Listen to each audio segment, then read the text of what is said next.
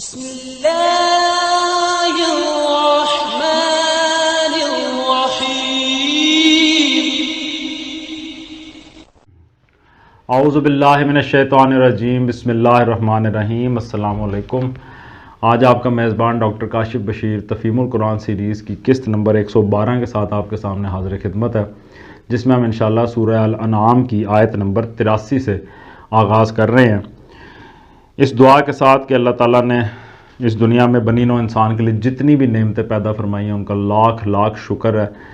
اور اس سے دعا ہے کہ وہ اپنا کرم اسی طرح ہم پہ قائم رکھے اور ہمیں بھی انسانیت کے لیے آسانیاں پیدا کرنے کی توفیق عطا فرمائے۔ بسم اللہ الرحمن الرحیم۔ وَتِلْكَ حُجَّتُنَا آتَيْنَاهَا إِبْرَاهِيمَ عَلَى قَوْمِهِ نَرْفَعُ درجات من نشاء ان ربک حکیم علیم۔ ترجمہ، یہ تھی ہماری وہ حجت جو ہم نے ابراہیم علیہ السلام کو اس کی قوم کے مقابلے میں عطا کی، ہم جسے چاہتے ہیں بلند مرتبے عطا کرتے ہیں۔ حق یہ ہے کہ تمہارا رب نہایت دانا اور علیم ہے۔ وَوَهَبْنَا لَهُ إِسْحَاقَ وَيَعْقُوبَ کُلًّا هَدَيْنَا وَنُوحًا هَدَيْنَا مِن قَبْلُ وَمِن ذُرِّيَّتِهِ دَاوُودَ وَسُلَيْمَانَ وَأَيُّوبَ وَيُوسُفَ وَمُوسَى وَهَارُونَ وَكَذَلِكَ نَجْزِي الْمُحْسِنِينَ۔ ترجمہ، پھر ہم نے ابراہیم علیہ السلام کو اسحاق علیہ السلام اور یعقوب علیہ السلام جیسی اولاد دی اور ہر ایک کو راہ راست دکھائی، وہی راہ راست جو اس سے پہلے نوح علیہ السلام کو دکھائی تھی، اور اسی کی نسل سے ہم نے داود علیہ السلام، سلیمان علیہ السلام، ایوب علیہ السلام، یوسف علیہ السلام، موسیٰ علیہ السلام اور ہارون علیہ السلام کو ہدایت بخشی۔ اس طرح ہم نیکوکاروں کو ان کی نیکی کا بدلہ دیتے ہیں۔ وَزَكَرِّيَّا وَيَحْيَا وَعِيسَىٰ وَإِلْيَاسَ كُلٌّ مِّنَ الصَّالِحِينَ۔ اسی کی اولاد سے زکریا علیہ السلام، یحییٰ علیہ السلام، عیسیٰ علیہ السلام اور الیاس علیہ السلام کو راہیاب کیا، اور ہر ایک ان میں سے صالح تھا۔ وَإِسْمَاعِيلَ وَالْيَسَعَ وَيُونُسَ وَلُوطًا وَكُلًّا فَضَّلْنَا عَلَى الْعَالَمِينَ۔ ترجمہ، اسی کے خاندان سے اسماعیل علیہ السلام، الیسع علیہ السلام اور یونس علیہ السلام اور لوط علیہ السلام کو راستہ دکھایا، ان میں سے ہر ایک کو ہم نے تمام دنیا والوں پر فضیلت عطا کی۔ وَمِنْ آبَائِهِمْ وَذُرِّيَّاتِهِمْ وَإِخْوَانِهِمْ وَاجْتَبَيْنَاهُمْ وَهَدَيْنَاهُمْ إِلَى صِرَاطٍ مُسْتَقِيمٍ۔ ترجمہ، نیز ان کے آباء و اجداد اور ان کی اولاد اور ان کے بھائی بندوں میں سے بہتوں کو ہم نے نوازا، انہیں اپنی خدمت کے لیے چن لیا اور سیدھے راستے کی طرف ان کی رہنمائی کی۔ ذَلِكَ هُدَى اللَّهِ يَهْدِي بِهِ مَن يَشَاءُ مِنْ عِبَادِهِ وَلَوْ أَشْرَكُوا لَحَبِطَ عَنْهُمْ مَا كَانُوا يَعْمَلُونَ۔ ترجمہ، یہ اللہ کی ہدایت ہے جس کے ساتھ وہ اپنے بندوں میں سے جس کی چاہتا ہے رہنمائی کرتا ہے، لیکن اگر کہیں ان لوگوں نے شرک کیا ہوتا تو ان کا سب کیا کرایا غارت ہو جاتا۔ تفسیر میں آیا یعنی جس شرک میں تم لوگ مبتلا ہو، اگر کہیں وہ بھی اسی میں مبتلا ہوئے ہوتے تو یہ مرتبے ہرگز نہ پا سکتے تھے۔ ممکن تھا کہ کوئی شخص کامیاب ڈاکہ زنی کر کے فاتح کی حیثیت سے دنیا میں شہرت پا لیتا، یا زر پرستی میں کمال پیدا کر کے قارون کا سا نام پیدا کر لیتا، یا کسی اور صورت سے دنیا کے بدکاروں میں نامور بدکار بن جاتا، لیکن یہ امام ہدایت اور امام المتقین ہونے کا شرف اور یہ دنیا بھر کے لیے خیر و صلاح کا سرچشمہ ہونے کا مقام تو کوئی بھی نہ پا سکتا تھا اگر شرک سے مجتنب اور خالص خدا پرستی کی راہ پر ثابت قدم نہ ہوتا۔ اولئک الذین آتیناہم الکتاب والحکم والنبوۃ فإن یکفر بہا ہؤلاء فقد وکلنا بہا قوما لیسوا بہا بکافرین۔ ترجمہ، وہ لوگ تھے جن کو ہم نے کتاب اور حکم اور نبوت عطا کی تھی، اب اگر یہ لوگ اس کو ماننے سے انکار کرتے ہیں تو پرواہ نہیں، ہم نے کچھ اور لوگوں کو یہ نعمت سونپ دی ہے جو اس سے منکر نہیں ہیں۔ تفسیر میں آیا کہ یہاں انبیاء علیہ السلام کو 3 چیزیں عطا کیے جانے کا ذکر کیا گیا، ایک کتاب یعنی اللہ کا ہدایت نامہ، دوسرا حکم یعنی اس ہدایت نامہ کا صحیح فہم، اور اس کے اصولوں کو معاملات زندگی پر منطبق کرنے کی صلاحیت اور مسائل حیات میں فیصلہ کن رائے قائم کرنے کی خداداد قابلیت۔ تیسرے نبوت یعنی یہ منصب کہ وہ اس ہدایت نامہ کے مطابق خلق اللہ کی رہنمائی کریں۔ مزید آیا کہ مطلب یہ ہے کہ اگر یہ کافر و مشرک لوگ اللہ کی اس ہدایت کو قبول کرنے سے انکار کرتے ہیں تو کر دیں۔ ہم نے اہل ایمان کا ایک ایسا گروہ پیدا کر دیا ہے جو اس نعمت کی قدر کرنے والا ہے۔ اولئک الذین ھدی اللہ فبہداہ مقتدی قل لا اسألکم علیہ اجرا ان هو الا ذکری للعالمین۔ ترجمہ، اے محمد صلی اللہ علیہ وآلہ وسلم، وہی لوگ اللہ کی طرف سے ہدایت یافتہ تھے، انہی کے راستے پر تم چلو، اور کہہ دو کہ میں اس تبلیغ و ہدایت کے کام پر تم سے کسی اجر کا طالب نہیں ہوں، یہ تو ایک عام نصیحت ہے تمام دنیا والوں کے لیے۔ وما قدر اللہ حق قدرہ اذ قالوا ما انزل اللہ علی بشر من شیء قل من انزل الكتاب الذي جاء به موسى نورا وهدى للناس تجعلونه قراطيس تبدونها وتخفون كثيرا وعلمتم ما لم تعلموا انتم ولا آباؤكم قل الله ثم ذرهم في خوضهم يلعبون۔ ترجمہ، ان لوگوں نے اللہ کا بہت غلط اندازہ لگایا جب کہا کہ اللہ نے کسی بشر پر کچھ نازل نہیں کیا ہے۔ ان سے پوچھو پھر وہ کتاب جسے موسیٰ علیہ السلام لایا تھا، جو تمام انسانوں کے لیے روشنی اور ہدایت تھی، جسے تم پارا پارا کر کے رکھتے ہو، کچھ دکھاتے ہو اور بہت کچھ چھپاتے ہو، اور جس کے ذریعے سے تم کو وہ علم دیا گیا جو نہ تمہیں حاصل تھا اور نہ تمہارے باپ دادا کو، آخر اس کا نازل کرنے والا کون تھا؟ بس اتنا کہہ دو کہ اللہ، پھر انہیں اپنی دلیل بازیوں سے کھیلنے کے لیے چھوڑ دو۔ تفسیر میں آیا کہ جس کا آیت میں آغاز میں کہ ان لوگوں نے اللہ کا بہت غلط اندازہ لگایا جب کہا کہ اللہ نے کسی بشر پر کچھ نازل نہیں کیا ہے، اس حوالے سے تفسیر میں آیا کہ پچھلے سلسلہ بیان اور بعد کی جوابی تقریر سے صاف مترشح ہوتا ہے کہ یہ قول یہودیوں کا تھا۔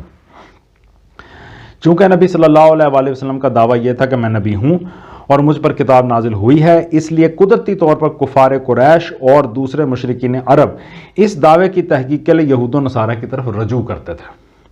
اور ان سے پوچھتے تھے کہ تم بھی اہل کتاب ہو، پیغمبروں کو مانتے ہو، بتاؤ کیا واقعی اس شخص پر اللہ کا کلام نازل ہوا ہے؟ پھر جو کچھ جواب وہ دیتے اسے نبی صلی اللہ علیہ وآلہ وسلم کے سرگرم مخالفین جگہ جگہ بیان کر کے لوگوں کو برگشتہ کرتے پھرتے تھے۔ اسی لیے یہاں یہودیوں کے اس قول کو، جس سے مخالفین اسلام نے حجت بنا رکھا تھا، نقل کر کے اس کا جواب دیا جا رہا ہے۔ شبہ کیا جا سکتا ہے کہ ایک یہودی جو خود تورات کو خدا کی طرف سے نازل شدہ کتاب مانتا ہے، یہ کیسے کہہ سکتا ہے کہ خدا نے کسی بشر پر کچھ نازل نہیں کیا؟ لیکن یہ شبہ صحیح نہیں ہے،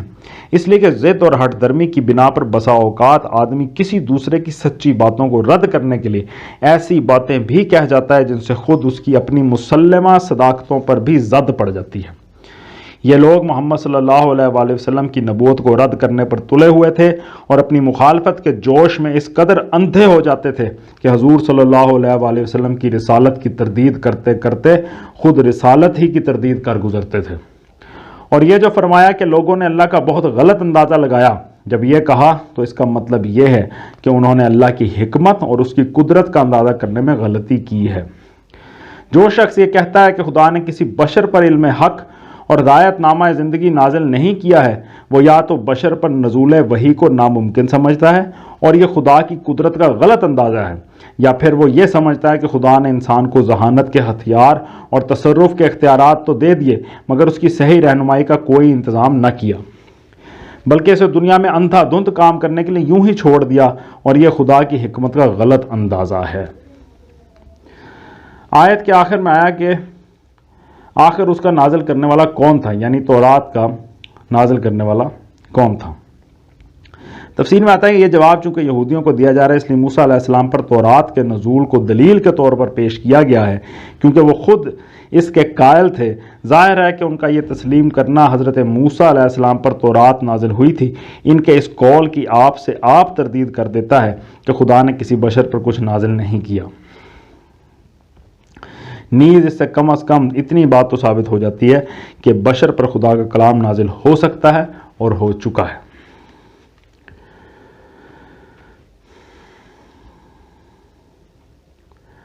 وَهَذَا كِتَابٌ أَنزَلْنَاهُ مُبَارَكٌ مُصَدِّقُ الَّذِي بَيْنَ يَدَيْهِ وَلِتُنذِرَ أُمَّ الْقُرَىٰ وَمَنْ حَوْلَهَا وَالَّذِينَ يُؤْمِنُونَ بِالْآخِرَةِ يُؤْمِنُونَ بِهِ وَهُمْ عَلَىٰ صَلَاتِهِمْ يُحَافِظُونَ۔ ترجمہ: اسی کتاب کی طرح یہ ایک کتاب ہے جسے ہم نے نازل کیا ہے، بڑی خیر و برکت والی ہے، اس چیز کی تصدیق کرتی ہے جو اس سے پہلے آئی تھی، اور اس لیے نازل کی گئی ہے کہ اس کے ذریعے سے تم بستیوں کے اس مرکز یعنی مکہ اور اس کے اطراف میں رہنے والوں کو متنبہ کرو۔ جو لوگ آخرت کو مانتے ہیں وہ اس کتاب پر ایمان لاتے ہیں اور ان کا حال یہ ہے کہ اپنی نمازوں کی پابندی کرتے ہیں۔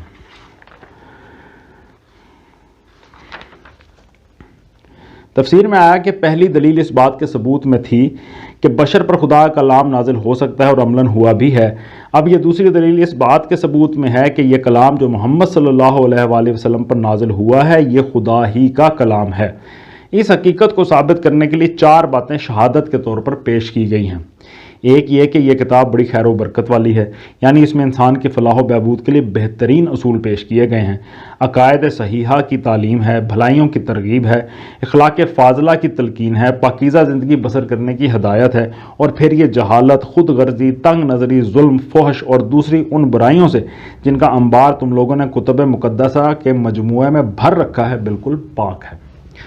دوسرے یہ کہ اس سے پہلے خدا کی طرف سے جو ہدایت نامے آئے تھے یہ کتاب ان سے الگ ہٹ کر کوئی مختلف ہدایت پیش نہیں کرتی بلکہ اسی چیز کی تصدیق کو تائید کرتی ہے جو ان میں پیش کی گئی تھی۔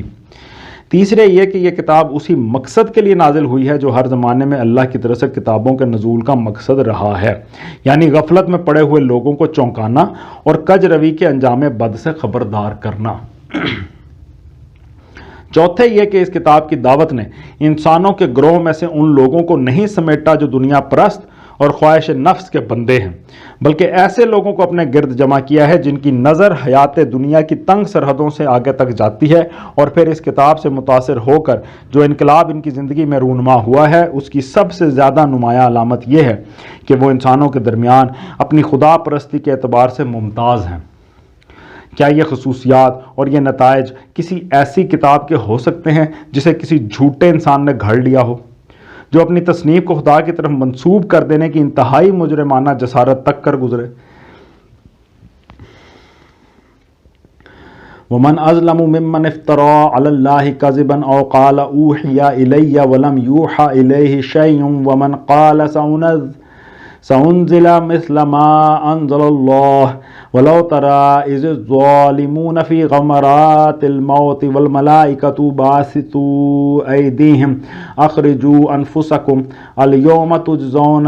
تُجْزَوْنَ عَذَابَ الْهُونِ بِمَا كُنتُمْ تَقُولُونَ عَلَى اللَّهِ غَيْرَ الْحَقِّ وَكُنتُمْ عَنْ آيَاتِهِ تَسْتَكْبِرُونَ۔ ترجمہ: اور اس شخص سے بڑا ظالم کون ہوگا؟ اور اس شخص سے بڑا ظالم اور کون ہوگا جو اللہ پر جھوٹا بہتان گھڑے یا کہے کہ مجھ پر وحی آئی ہے، درا حالے کہ اس پر کوئی وحی نازل نہ کی گئی ہو، یا جو اللہ کی نازل کردہ چیز کے مقابلے میں کہے کہ میں بھی ایسی چیز نازل کر کے دکھا دوں گا۔ کاش تم ظالموں کو اس حالت میں دیکھ سکو جبکہ وہ سکرات موت میں ڈبکیاں کھا رہے ہوتے ہیں اور فرشتے ہاتھ بڑھا بڑھا کر کہہ رہے ہوتے ہیں کہ لاؤ نکالو اپنی جان، آج تمہیں ان باتوں کی پاداش میں ذلت کا عذاب دیا جائے گا جو تم اللہ پر تہمت رکھ کر ناحق بکا کرتے تھے اور اس کی آیات کے مقابلے میں سرکشی دکھاتے تھے۔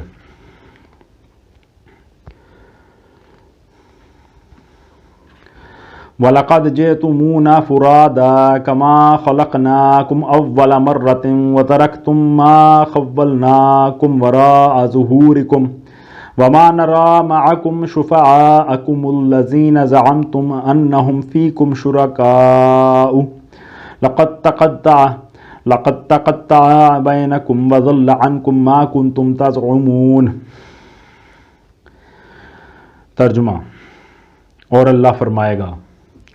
لو اب تم ویسے ہی تن تنہا ہمارے سامنے حاضر ہو گئے جیسے ہم نے تمہیں پہلی مرتبہ اکیلا پیدا کیا تھا۔ جو کچھ ہم نے تمہیں دنیا میں دیا تھا وہ سب تم پیچھے چھوڑ آئے ہو، اور اب ہم تمہارے ساتھ تمہارے ان سفارشیوں کو بھی نہیں دیکھتے جن کے متعلق تم سمجھتے تھے کہ تمہارے کام بنانے میں ان کا بھی کچھ حصہ ہے۔ تمہارے آپس کے سب رابطے ٹوٹ گئے اور وہ سب تم سے گم ہو گئے جن کا تم زوم رکھتے تھے۔ صدق اللہ العلی العظیم۔ الحمدللہ آج ہم نے سورہ الانعام کی آیت نمبر 94 تک کا ترجمہ اور تفسیر پر غور کرنے کی کوشش کی ہے،